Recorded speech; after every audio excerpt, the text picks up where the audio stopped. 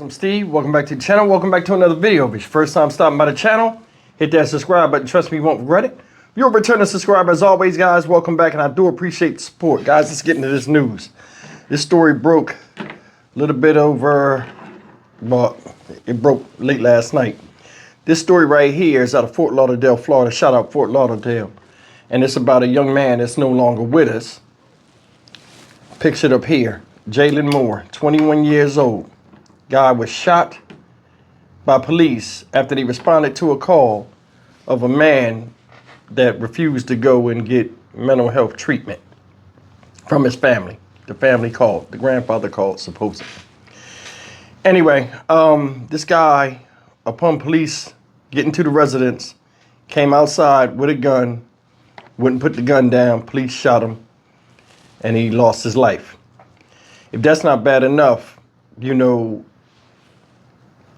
the family has come out and spoke and talked about, you know, how they feel about the situation.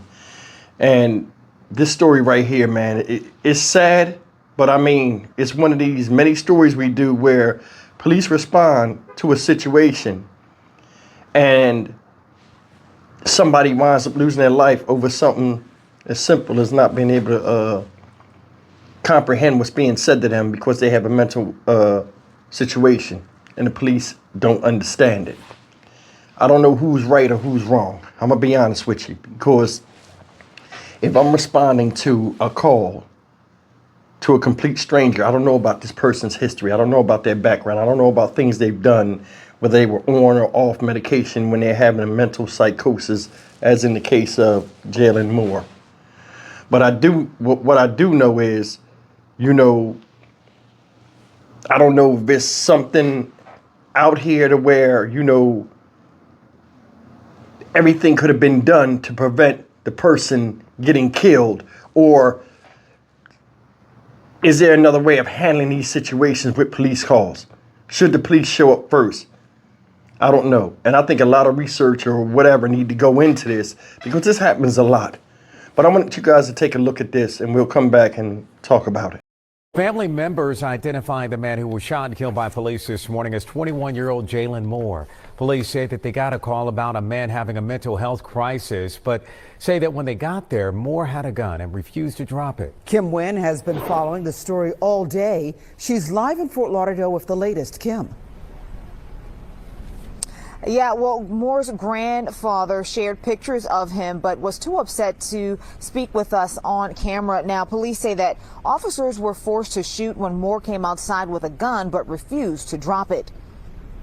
This is a picture of 21-year-old Jalen Moore. Family members identified him as the person shot and killed by Fort Lauderdale police officers Wednesday morning. Neighbors say they heard multiple gunshots. It was like about 5 times, at least. You know, it was like boom, boom, boom, boom, boom, boom. They had their hands on their weapons. I didn't know what was going on. The shooting happened in front of this home on Southwest 25th Avenue in Fort Lauderdale, a home that now has bloodstains in the driveway and a car left riddled with bullets. Police say just before 10:45 Wednesday morning, officers got a call about a man having a mental health crisis. The information that we received from dispatch was that he was suicidal in nature. On their way there, police say officers found out that the man had a gun and was inside the home with family members, including a baby. Investigators say when they got to the home, Moore came outside armed. The adult male exited the home with the firearm, and officers gave verbal commands for the gentleman to put the gun down. He did not comply with those commands and was endangering officers as well as the community, and officers engaged him. But police say he wouldn't drop it. He did not comply with those commands and was endangering officers and the community. That's when investigators say 3 officers engaged him, then were forced to shoot. Moore was rushed to the hospital where he later died. Police call the shooting unfortunate. It was, you know, a very unfortunate outcome, and it's still very sad, and that is not lost on us. The Ft.LE is investigating the shooting. The officers involved are on paid administrative leave pending the investigation. For now, we are reporting live from Fort Lauderdale. Kim Nguyen, NBC6 News. To an interview you'll only see on Local 10. A deadly police shooting. A man armed with a knife shot and killed after police say they were forced to fire. And we know, according to investigators, the man was having some sort of mental health crisis. Local 10's Terrell Fournay spoke with the man's grandfather tonight. He joins us live from Fort Lauderdale with the exclusive. Terrell.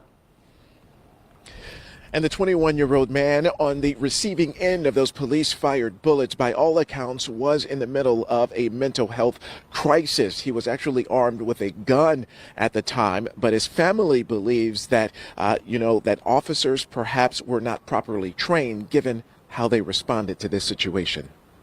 I just feel it wasn't right what they did. Dwayne Dudley and his family called police to help his grandson, 21-year-old Jalen Moore, deal with a mental health crisis at their home. Instead, those officers took the young man's life. Shot him one time, and the gun came out of his hand. When he hit the ground, they just kept shooting while he was on the ground. They kept shooting. This was in front of you? Yeah, in front of me and his sister. The grim reminders are everywhere for that grieving grandfather. Bullet holes through a car and blood marking the pavement in the driveway where he watched his grandson take his final breaths. You say that's what y'all were trained to do? Come on, be for real, man. They're just telling me y'all trained just to kill a black man, regardless of what the situation is. Sky 10 was over the scene minutes after the call came in Wednesday morning on this Fort Lauderdale block on Southwest 25th Avenue near 3rd Street. The family was struggling to get Jalen to go to a hospital for mental health treatment. The information that we received from dispatch was that he was suicidal in nature. He did have the firearm. The family was also providing information that, something was wrong. The 21-year-old man in crisis emerged from the home holding the weapon, but detectives say he did not comply with orders to drop the gun. At least 3 officers opened fire over safety concerns. I did see CPR being administered to him at a very rapid pace, but that didn't look good. Jalen was rushed to the hospital where he was pronounced dead. They ain't had to keep shooting him. They kept shooting. It wasn't the right way to handle this mental health crisis. It wasn't. And they called it justifiable. That's the word that came out their mouth. And there are even bullet markings on the front of the home where it all happened. Tonight, the Florida Department of Law Enforcement is now investigating the circumstances behind the shooting. We are live in Fort Lauderdale tonight. Terrell Fournay, Local 10 News. All right, ladies and gentlemen, you heard it. That's the story of Jalen Moore, age 21, tragically lost his life during a mental health psychosis. May he rest in peace. But I'm going to be honest with you.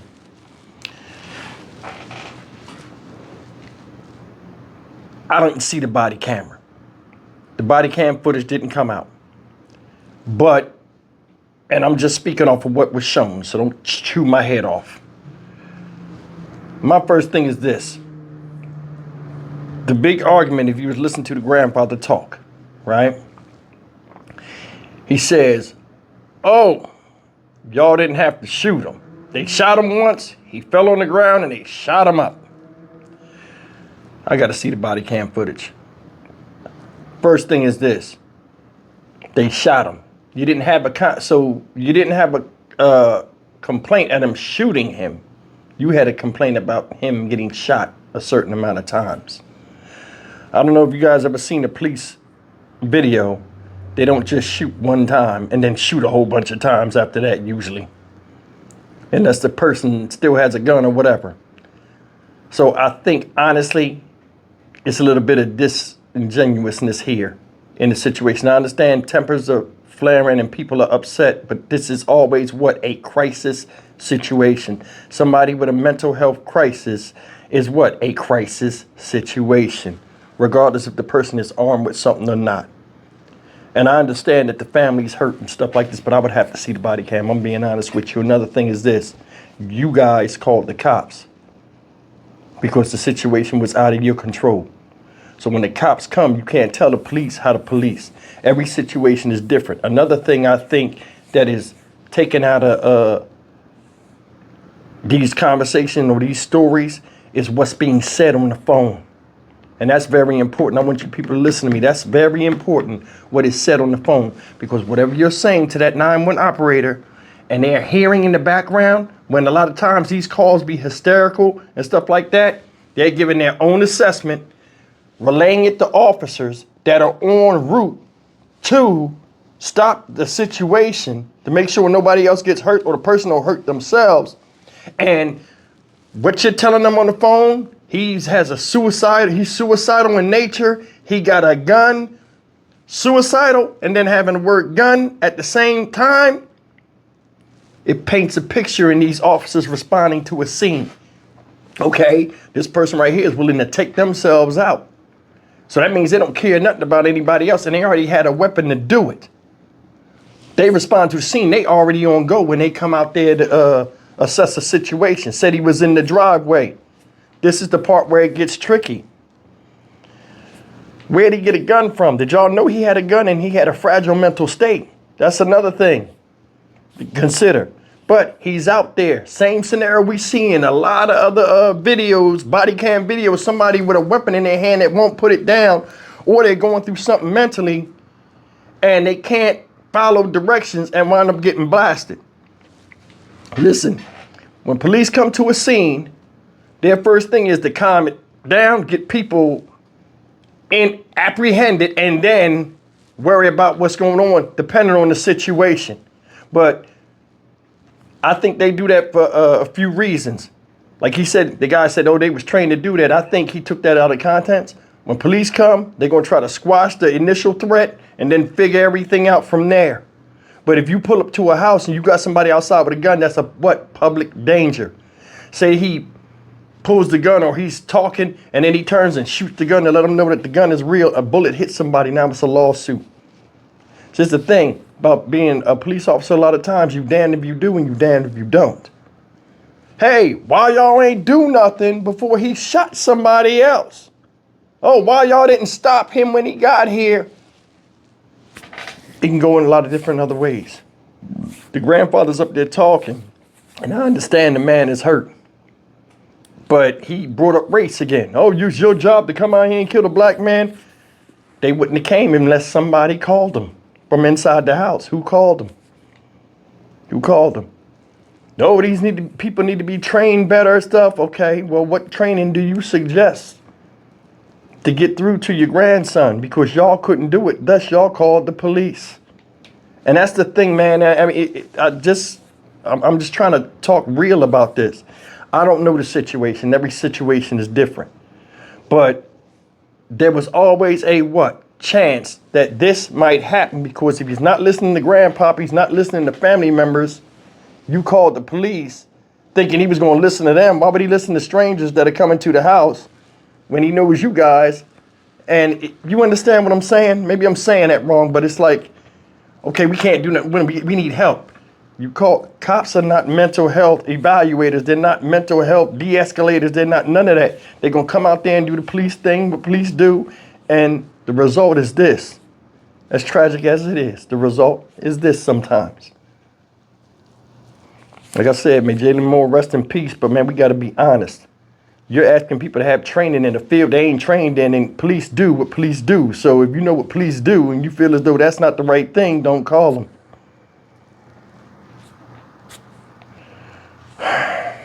I'm Stock Market Steve for the Dynamic Reason channel. As always, like, comment, share, and subscribe. We had to see the body cam footage, guys. We do. I mean, to see what they're saying. But you got to remember something. People are calling the police out of, something out of their control and stuff. It's always a chance that something like this can happen. But it's like once it does happen, all of a sudden you blame the same people you called for help, saying they didn't help you right. I don't understand it. See you in the next video. Take care.